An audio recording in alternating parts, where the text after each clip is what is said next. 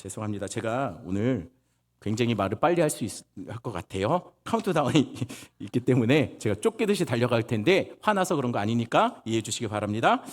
세상에는 참 이해하기 힘든 물건들이 있습니다. 예를 들면 이런 거죠. 왜 굳이 이걸 왜 만들었을까요? 꼭 자전거를 타고 가면서 바나나를 먹어야 할까요?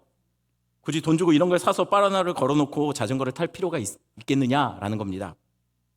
그런데 댓글을 보다가 제가 오해했구나라고 생각하게 만들었던 댓글이 있습니다. 그 댓글이 뭐냐면 이 물건의 밑에 댓글로 이렇게 쓰여 있는 거예요. 이 바나나는 먹으려고 걸어놓은 것이 아니라 자꾸만 뒤에서 추월하려고 하는 자전거 퇴치용으로 추월 방지용으로 미끄럼 공격용 바나나라는 거예요. 그런 용도라면 이게 맞아요. 신속하게 집어서 던지려면 바나나 거치대는 꼭 필요한 물건 같습니다. 그게 아니라면 참 이건 쓸데없는 물건이죠. 그럼 이건 어떨까요? 슬리퍼와 장화의 장점만 결합한 슬리퍼형 장화입니다. 장화의 답답함을 해결하고 슬리퍼의 단점인 노출을 최소화시켰습니다. 근데 문제는 슬리퍼와 장화의 장점만 결합하려고 했는데 결론적으로는 단점만 결합된 형태가 된 것 같아요. 그럼 이건 어떤가요? 매번 문 모서리에 찍히고 의자다리에 부딪히는 소중한 엄지발가락을 보호하기 위한 헬멧입니다. 저도 오늘 새벽기도에 올려다가 새끼발가락을 쿵 쪄가지고 오늘 하루 종일 쩔뚝이며 다녔는데요. 혹시 이걸 보면서 그런 생각하시는 분 있습니까? 이거 어디서 팔아? 그렇게 생각하는 분들이 있다면 그런 분들을 위해서 준비된 물건이 있습니다. 아마 엄지발가락 헬멧이 마음에 드셨던 분들은 이 물건도 마음에 드실 겁니다. 바로 이겁니다. 추운 겨울에 두 손을 다 안 빼도 되는 한 손만 가지고도 핸드폰을 사용할 수 있는 아이디어 상품. 요거 괜찮죠? 그런데 왜 전 여전히 이걸 왜 만들었을까? 쓸데없이 라는 생각을 하게 만드는 걸까요? 그럼 마지막으로 이건 어떤가요?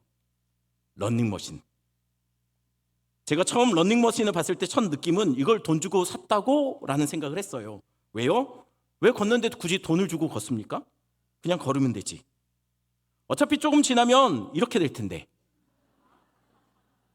그리고 러닝머신은 아무리 달려도 늘 그 자리 아닙니까? 그러니 뭐 하려고 힘 빼면서 돈 주고 제자리를 떼고 있나? 라는 거죠. 운동할 거면 그냥 걸으면 됩니다. 평소에는 차 타고 다니다가 운동하겠다고 비싼 돈 주고 러닝머신 사서 결국 옷걸이 만들 거면 그냥 옷걸이 사세요 라고 제 아내가 저에게 말을 했어요. 맞습니다. 아무리 노력해도 늘 제자리인 러닝머신 왜 삽니까? 훨씬만 쓸 거. 오늘 본문의 이스라엘이 그래요. 뭐가 그렇다는 거죠? 광야에서 이스라엘은 늘 제자리예요. 오늘 본문에 기록된 말씀은요, 출애굽 후에 최소 38년 정도가 지났을 때 기록이라고 그렇게 학자들은 추정합니다. 사실 애굽에서 가나안까지는요, 성인 걸음으로 2주가 안 걸려요. 2주면 충분히 갈 수 있는 거리를 이스라엘 백성들은 40년 동안 광야를 못 벗어나고 이렇게 방황하고 있는 거예요. 아니 왜 여태 그러니 광야입니까?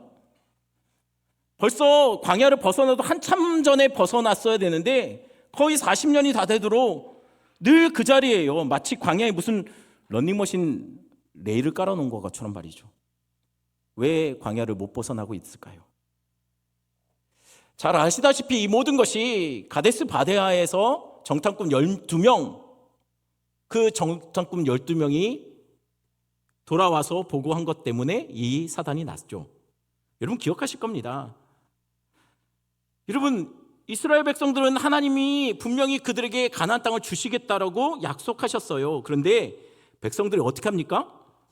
굳이 미리 정탐해 보겠다고 지파별로 대표 한 명씩을 뽑습니다. 그래서 총 12명이 정탐하러 들어가요. 그리고 돌아와서는 이렇게 보고하죠. 아이고 우리 이제 망했다. 그 땅에 가보니까 거기 백성들이 다들 최홍만이더라. 무기는 철로 만든 무기고 성은 크고 산은 높고 우리가 저들을 이길 수가 없을 것 같더라. 우린 그에 비하면 메뚜기다. 그리고 울고불고 난리를 친 거예요. 아니 그런데 이상하지 않습니까? 하나님은 이스라엘 백성들에게 전쟁에서 그 땅 차지하라고 말한 적이 없어요. 하나님 그들에게 그 땅을 주신다고 했지 그 땅을 싸워서 차지해 보라고 말씀하지 않았다는 거예요. 그러니 이렇게 울고불고 할 일이 아니라는 것이죠. 저희 가족이 미국에 갈 때 진짜 우리는 이불만 들고 갔어요. 그리고 현지에서 우리는 구할 생각으로 정말 비행기에 들고 갈 수 있는 것만 갖고 갔습니다. 그런데 감사하게도 가서 보니까 공부를 다 마치고 한국으로 돌아가는 사람이 있었는데 다행히 그 사람하고 연결돼서 그 사람이 떠날 때 자기 침대, 가구, 전자제품, 그릇, 숟가락, 젓가락까지 다 우리한테 넘기고 가겠다라고 한 거예요. 공짜는 아니죠. 그때 당시 돈으로 한 60만 원 정도에 우리가 그 모든 짐을 다 받기로 했어요. TV서부터 모든 전자제품, 모든 가구들 다 받기로 했어요. 근데 문제는요, 이분들이 한국으로 귀국하는 시간들이 가까워 보자 그때부터 걱정이 되는 거예요. 무슨 걱정이냐면 그 많은 짐을 옮기긴 옮겨야 되는데 차가 없는 거예요. 이사를 할 그 큰 차가 없는 거죠. 그런데 감사하게도 저희 가족이 등록했던 교회에 세탁소 하시는 분이 계시는데 그 집사님이 자기가 세탁 배달하는 큰 밴이 있답니다. 그 밴이 생각보다 굉장히 큰 밴이에요. 도와주시겠대요. 그래서 제가 너무 기뻐서 그렇게 해주시면 제가 식사 대접이라도 할게요 라고 말씀드렸어요. 그리고 이사 당일이 됐습니다. 그 도와주시겠다는 집사님이 교회 다른 집사님들 한 20-30명을 끌고 온 거예요. 짐은 얼마 안 됩니다. 그러니 제가 어땠을까요? 너무 감사했겠죠. 그래야 되는데 마음이 굉장히 복잡해졌어요. 왜냐하면 이분들 밥을 어떻게 다 사나. 저 유학생이잖아요. 그러자 희한하죠? 전 분명히 속으로 생각했거든요. 근데 들렸나 봐요. 그 세탁소 집사님이 저에게 목사님 걱정하지 마세요. 이사하고 나면 원래 간단하게 짜장면 먹는 거예요 하면서 뭐라고 말했냐면 오늘 짜장면은 김 집사가 살 겁니다 라고 한 집사님을 지적하는 거예요. 그러자 그 집사님이 왜 또 나야? 라고 반응하시는 거예요. 그래서 제가 어떻게 했을까요? 아니요, 우리 집 도와주는 건데 제가 사야지요 라고 말끝을 흐렸어요. 일단 말은 그렇게 해놨습니다. 어쨌든 이사는 사람이 많아서 차로 이동하는 시간들이 길었지 옮기는 것은 20-30분 정도도 안 걸렸던 것 같아요.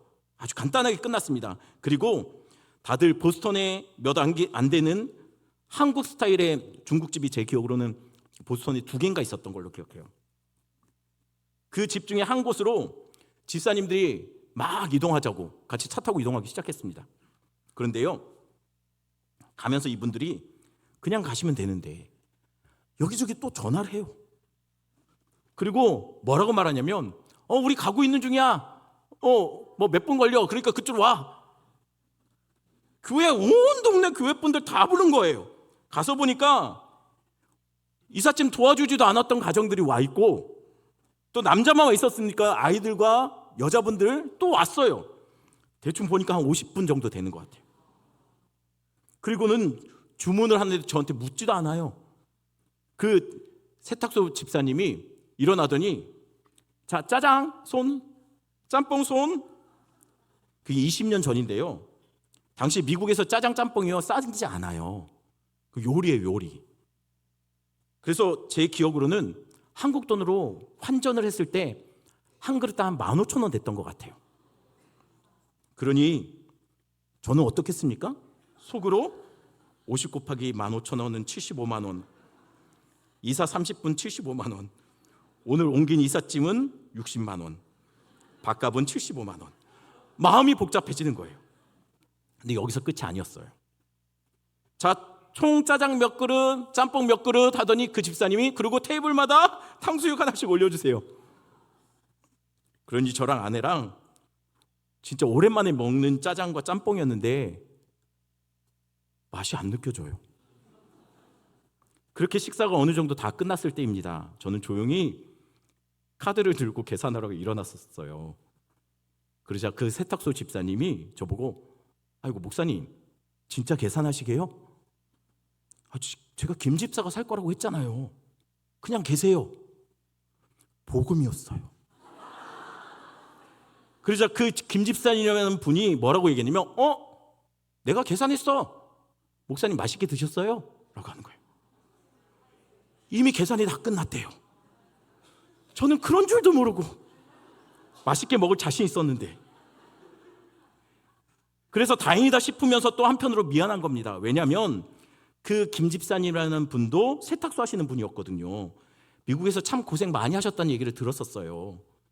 그러니 힘들 텐데 이렇게 식사 계산까지 하고 제가 면목이 너무 없는 거예요. 근데 나중에 그 김집사님 집에 초대받아서 가게 되었는데요, 그 집 화장실이 저희 집보다 컸어요. 진짜 화장실이 한 20평 되는데 가운데 대리석 욕조가 있는, 화장실에 TV 나오는, 알고 보니 세탁소가 그냥 세탁소가 아니라요, 그 기업처럼 운영하는 세탁소 있잖아요.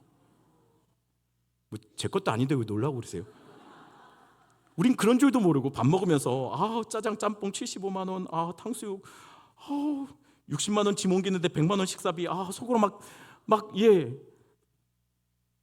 속으로 시키지도 않은 걱정과 계산을 하면서 그 집사님을 원망하고 교회를 괜히 이곳으로 등록했나.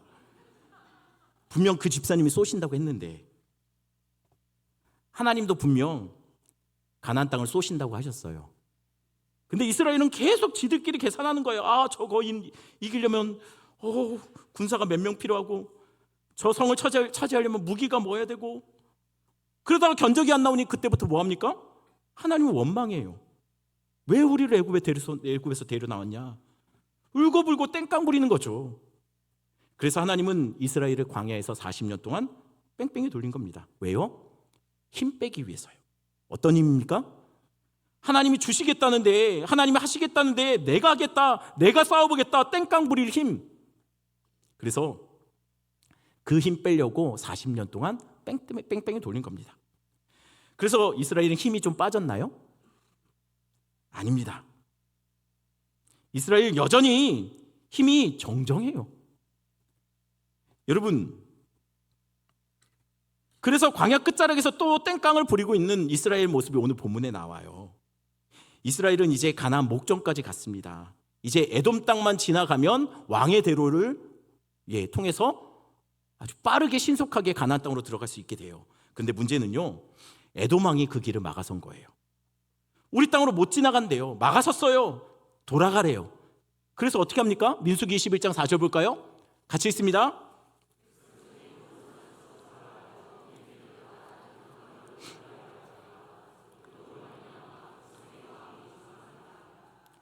보시는 것처럼 빨간색으로 이렇게, 아직 안 보셨는데 지금 보실 겁니다. 보시는 것처럼, 보실 것처럼, 저렇게 빨간색으로 가면 간단해요. 짧은 거리예요. 근데 에돔이 가지 말래요. 그래서 에돔 땅을 우회해서 다시 홍해 쪽으로 빙 돌아갑니다. 어떻게 해요? 이런 식으로요. 저렇게 저 네모 박스 돼 있는 것처럼 저렇게 밑으로 다시 홍해 쪽으로 내려와요. 그럼 뭡니까?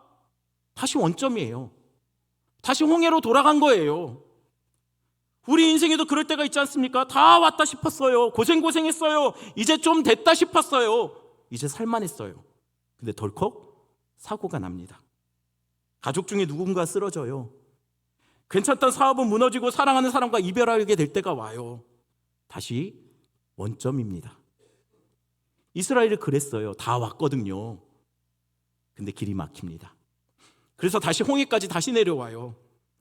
40년 동안이나 쉬지 않고 걸었는데 또 그 자리예요. 그럴 때 드는 생각이 있지 않습니까? 뭡니까? 하나님, 해도 너무합니다. 왜 우리 가족은 늘 제자리일까요? 열심히 살았잖아요. 여러분, 올 한 해 진짜 열심히 사셨잖아요.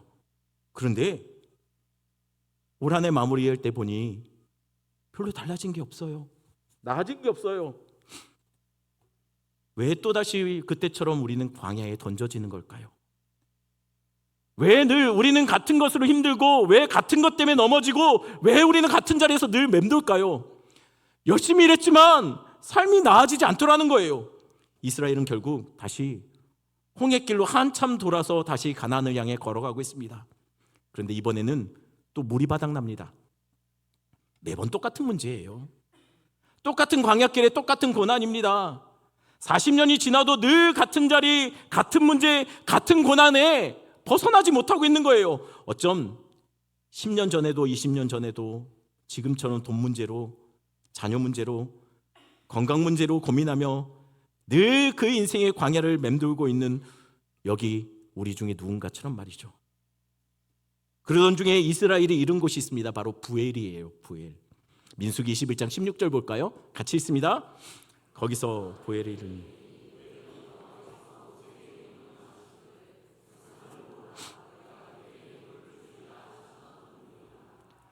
부엘까지 이스라엘이 왔습니다. 근데 희한하죠.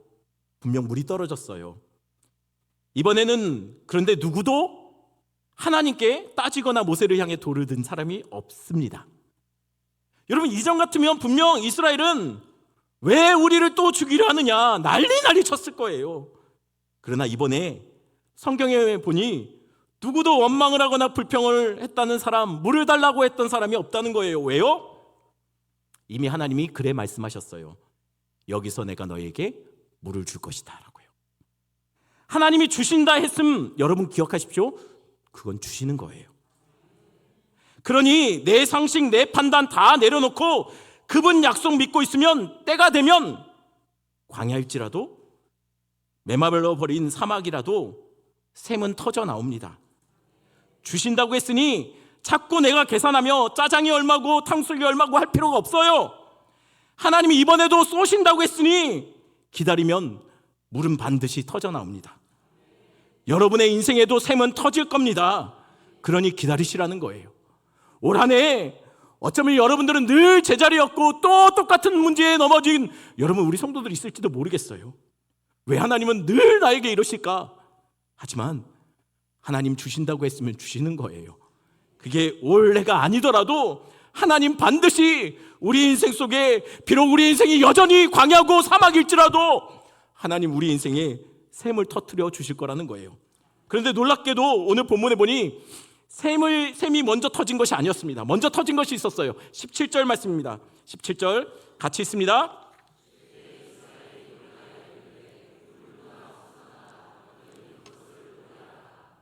샘보다 먼저 터진 것이 있었습니다. 그게 뭡니까? 찬양이 터졌어요. 샘을 보고 찬양한 것이 아니에요. 아직 광야고 메마른 땅만 보였습니다. 그런데 이스라엘이 샘을 주실 하나님을 찬양하는 노래를 먼저 터뜨렸어요. 아니 아직 안 주셨는데 먼저 찬양이 터져 나온 겁니다. 아직 이스라엘 그대로예요. 40년 지났지만 아직 광야 그 자리에 있어요. 그리고 지금 물은 바닥났습니다. 그럼 터져야 될 것은 찬양이 아니에요. 원망이 터져야 맞습니다. 원래 이스라엘은 그랬거든요. 그런데 왜 찬양이 먼저 터졌을까요? 왜냐하면 하나님이 물을 주신다라는 것을 믿었기 때문입니다. 기억하십시오. 하나님이 여러분의 삶의 광야에도 물을 터뜨려 주실 겁니다. 하지만 그렇게 아니하셔도 이미 이스라엘은 40년간 많은 것을 하나님께 받고 살아왔어요. 여러분, 광야에서 하루하루 숨쉬는 것이 은혜였어요. 하루하루 건강하게 하나님을 섬기는 것도 은혜입니다. 일상에서 벌어지는 모든 평범한 것들 모두가 광야에서는 감사거리고 찬양거리가 돼요. 그러니 원망을 터뜨리지 마시고 감사를 터뜨리시는 여러분 되기를 축원합니다. 여러분, 올 한 해 어떠셨나요? 작년보다 조금 나아지셨나요? 조금 더 나아갔습니까? 여러분, 작년보다 더 좋아지고 작년보다 더 괜찮은 한 해였다면 그건 너무나 감사한 일이죠. 그런데 혹 우리 중 누군가는 정말 열심히 살았는데 진짜 많이 노력했는데 지나고 보니까 내 인생이 나아진 것이 없고 여전히 나는 이대로인 것 같고 또 똑같은 문제에 넘어지고 여전히 작년 이맘때 송구영신 때 고민하고 기도했던 것들은 여전히 올해도 우리가 해결하지 못한 채 품고 내년으로 가져가는 분도 있을 겁니다. 왜 우리는 늘 늘 같은 자리에서 늘 같은 문제로 넘어지고 같은 것과 싸우는 걸까요? 열심히 살았는데 왜 또다시 건강은 또 무너지고 왜 또 실패라는 광야로 우리는 여전히 또 돌아가는 걸까요? 왜 사랑하는 사람과 이별하는 광야로 우리는 또다시 그곳으로 다시 돌아갈 수밖에 없는 걸까요? 그래서 올해는 또 그 고난, 그 문제 앞에 방황하며 보낸 참 헛수고한 그런 한 해처럼 여러분 그렇게 보내신 분 계십니까? 런닝머신이라는 게 정말 참 쓸데없는 도구인 것 같아요. 아무리 뛰어도 제자리잖아요. 아무리 열심히 달려도 런닝머신은 늘 우리를 그 자리에다 갖다 놓습니다. 결국 그 위에서 아무리 뛰어도 지치는 것은 우리죠. 그러면 런닝머신에서 달리는 것이 무의미한 걸까요? 아닙니다. 늘 그 자리 인생, 늘 되돌이표처럼 다시 돌아가는 인생이라 해도 여러분 그거는 무의미한 시간이거나 헛수고한 시간이 아니에요. 삶은 늘 광야고 또 건강의 문제 앞에 또 사로잡히고 사업은 실패하고 준비했던 모든 것들이 실패했던 한 해였다 할지라도 그래서 런닝머신처럼 아무리 달려도 그 자리였던 것처럼 보여도 그래도 여러분 올 한 해 여러분 달라진 것이 있어요. 그게 뭡니까?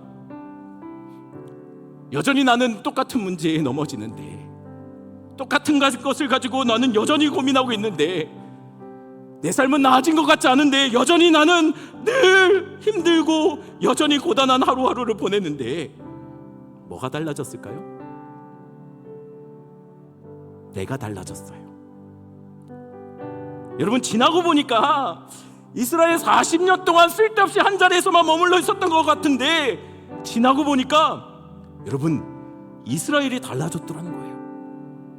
오늘 본문에 보니까 이스라엘은 샘이 터지기 전에 여전히 광야고 여전히 메마른 땅인데도 불구하고 그들은 찬양을 터뜨리고 있더라는 거예요. 왜요? 하나님을 믿으니까. 하나님이 주실 줄 믿으니까. 비록 죽을 것 같은 이 삶이라도 하나님 우리를 버리지 않을 것을 믿으니까 그것을 경험했거든요. 40년 동안 당장 죽을 것 같은 광야여도 40년간 늘 같은 자리 똑같은 문제 앞에 넘어지고 똑같은 일로 인해서 주저앉아도 여러분 지나고 보니까 이스라엘이 달라져 있었어요. 런닝머신처럼 늘 제자리 같은 광야였지만 그 사이 이스라엘은 신앙의 몸짱이 되어 있었던 거예요. 믿음의 복근이 생겼어요. 올 한 해 많이 힘드셨죠? 열심히 살아도 나아진 것 없는 한 해였습니까? 아니요. 삶은 그 자리였어도 여러분이 달라졌어요. 이전보다 여러분 더 신앙이 더 멋지게 여러분 신앙의 몸짱이 되셨을 거예요. 이전보다 더 믿음의 복근이 생겼을 겁니다. 그러니 기억하십시오. 여러분의 광야에도 하나님은 샘을 터뜨리십니다.